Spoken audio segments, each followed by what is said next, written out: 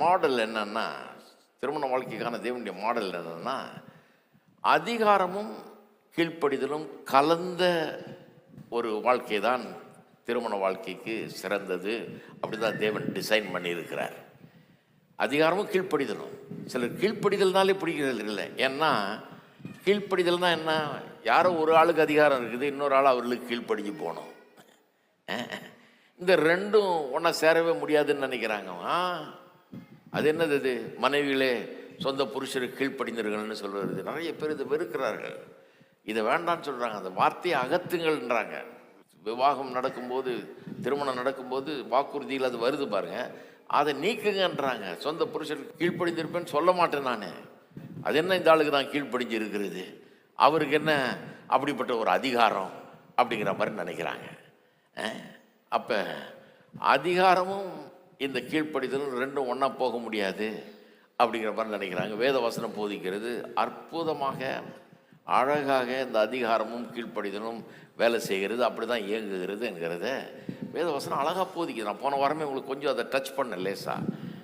பிதாவாகி தேவனும் இயேசுவும் சமம் இல்லையா? சமம்னு வேதம் சொல்லுது. பிலிப்பியர் 2 சொல்லுது, தேவனுக்கு சமமாய் இருக்கிறவர், தேவனுடைய ரூபமாய் இருக்கிறவர் இயேசு. பிதாவாகிய தேவனுக்கு இயேசுக்கு வித்தியாசமே கிடையாது, ரெண்டு பேரும் சமம். ஆனால் இயேசு அவருக்கு கீழ்ப்படிந்திருந்தார். மரண பரியந்தம் தம்மை தாழ்த்தி தேவனுடைய சித்தம் நிறைவேற வேணும் என்று சொல்லி, ஐயோ இது நடக்காமல் போனால் நல்லா இருக்குமே நினைக்கிறார். கெத்செமனே தோட்டத்தில் சிலுவையை பற்றி யோசிக்கும் போது அவருக்கு வேதனையாக இருக்குது. சித்தமானால் இந்த பாத்திரம் நீங்கும்படி செய்யும்ன்றாரு. இருந்தாலும் சொல்கிறார், உம்முடைய சித்தமாக ஆகட்டும், என்னுடைய சித்தம் அல்ல உம்முடைய சித்தத்தின்படி நான் செய்கிறேன்றாரு. உலக தோற்றத்துக்கு முன்னே தேவாட்டுக்குட்டி அவர் நியமிக்கப்பட்டு பிளான் பண்ணியாச்சு. அந்த பிளான் பண்ண அன்னையிலிருந்து இன்னைக்கு வரைக்கும் இயேசு பிதாவுக்கு தன்னை கீழ்ப்படுத்தி கொண்டு இருக்கிறார். சமமானவர் தான், ஈக்குவாலிட்டி இருக்குது, அதே நேரத்தில் சப்மிஷன் இருக்குது.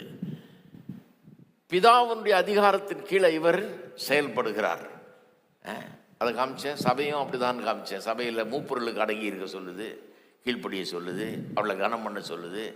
எல்லாரும் ஒன்று தானே, நீங்களும் நானும் ஒன்று. ஒரு போதகனும் விசுவாசி எல்லாம் ஒன்று தான். கிறிஸ்துவுக்குள் ஆண் என்றும் இல்லை, பெண் என்றும் இல்லை, யூதன் என்றும் இல்லை, கிரேக்கர் என்றும் இல்லை, அடிமை என்றும் இல்லை, சுவாதீனன் என்றும் இல்லை, வித்தியாசங்களை நம்ம எல்லாம் ஈக்குவல். இருந்தாலும் சபைன்னு வரும்போது இங்கே ஒரு ஆள் முன்னால் நின்று தயவுசெய்து எந்திரிச்சு நில்லுங்க அப்படின்றோம், பாட்டு பாடுவோன்றோம், சரி உட்காருங்கன்றோம், சரி போயிட்டு வாங்கன்றோம். இதெல்லாம் சொல்லலைன்னா நான் யார் சொல்கிறத நான் கேட்க மாட்டேன் அப்படின்னா அப்புறம் எப்படி சபை நடக்க முடியும்?